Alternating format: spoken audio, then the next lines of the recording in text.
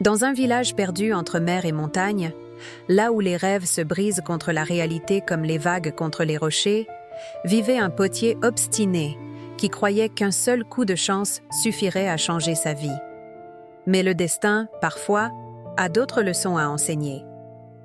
Il était une fois, dans le village de Castelombre, un jeune potier nommé Elias. Castelombre n'était pas un endroit comme les autres. Perché entre falaises et oliviers, le village vivait au rythme des caravanes qui traversèrent la vallée, apportant épices, tissus et histoires venues d'ailleurs. Elias avait hérité de l'atelier de son père, un humble abri de pierre aux murs noircis par la fumée du four. Là, dans la pénombre poussiéreuse, il tournait l'argile depuis l'enfance. Ses mains connaissaient le toucher de la terre humide, le geste précis qui fait naître une cruche, un bol, une assiette. Mais Elias ne voulait plus faire de cruche. Elias ne voulait plus faire de bol. Elias voulait créer le vase parfait. « Le vase qui fera ma fortune », murmurait-il chaque matin en ouvrant les volets. « Celui que les princes achèteront. Celui dont on parlera dans tout le royaume. » Sa sœur Mira, qui tenait l'étal de légumes sur la place, secouait la tête en le voyant passer. « Elias, tu as encore des commandes en retard.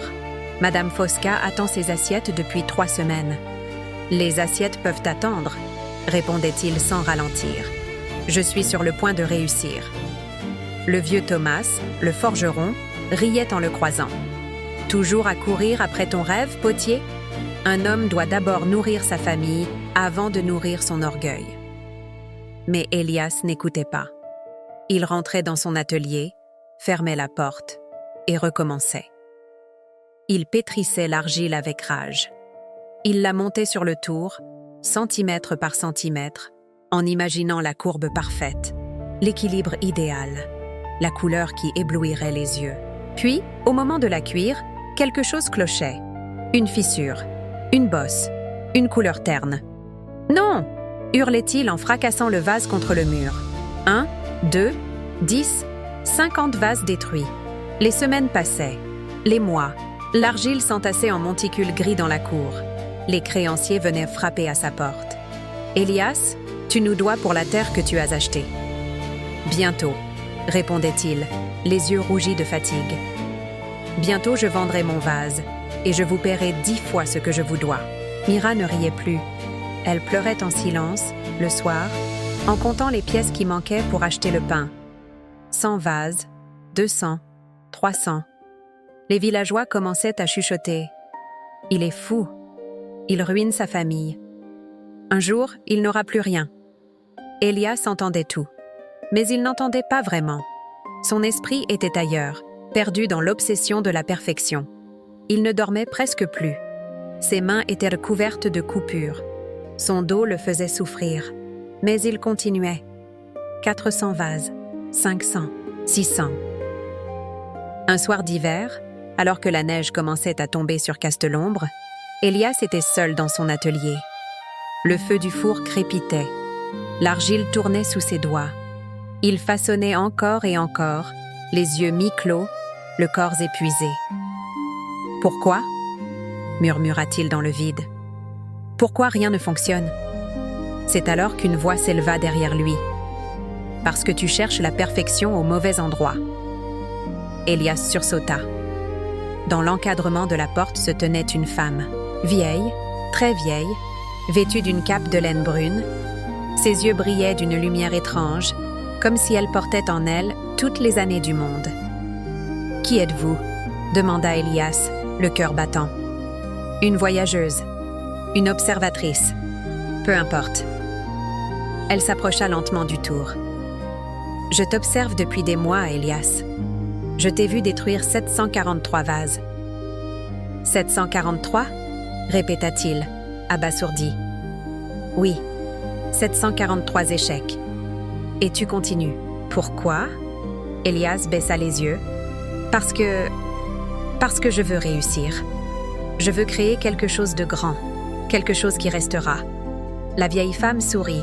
« Et tu crois qu'il suffit de réussir une seule fois pour que cela ait du sens ?»« Oui !» s'écria Elias avec ferveur. « Un seul vase parfait, un seul succès, et tout le reste n'aura plus d'importance. La vieille femme secoua la tête. « Regarde autour de toi. » D'un geste de la main, elle illumina l'atelier. Soudain, les murs semblèrent transparents. Elias vit, comme dans un rêve, des centaines de fragments de vases brisés. Mais cette fois, ils brillaient. Chacun racontait une histoire. Un geste appris, une courbe maîtrisée, une couleur découverte. 743 échecs, murmura la femme, mais aussi 743 leçons. Chaque vase brisé t'a appris quelque chose. Chaque erreur t'a rapproché de la maîtrise. Tu ne le vois pas, mais tes mains savent maintenant ce qu'elles ne savaient pas il y a 1 an. Elias sentit les larmes lui monter aux yeux. « Mais je n'ai rien réussi. »« Tu te trompes, » dit-elle doucement. « Tu as réussi 743 fois.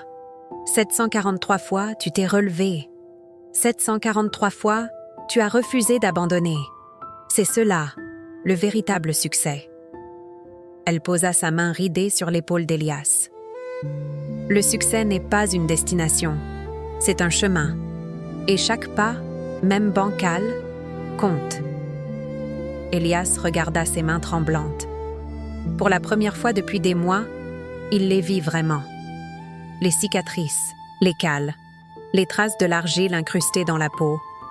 Ses mains avaient travaillé, elles avaient appris, elles avaient grandi. « Alors, que dois-je faire ?» demanda-t-il, la voix brisée. La vieille femme se dirigea vers la porte. « Continue. Mais cette fois, ne cherche pas la perfection. Cherche la sincérité. Fais un vase pour ta sœur, un vase pour le forgeron, un vase pour Madame Fosca. Fais des vases qui portent en eux la chaleur de tes mains et l'histoire de tes échecs, car c'est dans l'imperfection que réside la beauté. » Elle disparut dans la nuit comme une ombre avalée par la neige. Elias resta seul dans l'atelier. Le tour tournait toujours. L'argile attendait. Il prit une profonde inspiration. Et il recommença. Mais cette fois, il ne cherchait plus à créer le vase parfait. Il créait un vase pour Mira. Simple, rond, avec une anse légèrement tordue. Il y grava une petite fleur, maladroite, touchante. Quand il le sortit du four le lendemain, le vase n'était pas parfait. Mais il était beau. Mira pleura en le recevant. « C'est le plus beau cadeau que tu m'aies jamais fait. » Les jours suivants, Elias créa d'autres vases. Pour le forgeron, pour Madame Fosca, pour les enfants du village. Chacun portait une petite imperfection, un détail unique, une trace de l'humanité d'Elias. Et les gens achetaient, non pas parce que les vases étaient parfaits, mais parce qu'ils étaient vrais. Les semaines passèrent, les mois. Elias comptait ses créations, 800, 900. Un jour, un marchand venu d'une ville lointaine s'arrêta devant l'atelier. « Ces vases, ils sont magnifiques. Qui les a faits ?»« Moi, » répondit Elias, les mains couvertes d'argile. « Combien en as-tu créé ?» Elias réfléchit. « 999. » Le marchand sourit. « Alors, fais-en 1 millième, pour moi, et je t'achèterai toute ta production. » Elias retourna dans son atelier. Il prit l'argile. Il la monta sur le tour. Ses mains bougeaient avec une assurance nouvelle, une sérénité qu'il n'avait jamais connue. Il créa un vase simple, ni trop grand, ni trop petit, avec une courbe douce, comme un sourire. Il y grava un seul mot, persévérance. Quand il le sortit du four, le vase brillait d'un éclat doux, humble, magnifique. Le marchand le prit dans ses mains et le regarda longuement. « C'est parfait, » murmura-t-il. Mais Elias secoua la tête en souriant. « Non, c'est le 1000e. » Et si le véritable chef-d'œuvre n'était pas le vase lui-même, mais l'homme qui avait eu le courage de le créer 1000 fois? Le succès n'appartient pas à ceux qui réussissent du premier coup. Il appartient à ceux qui osent échouer 1000 fois.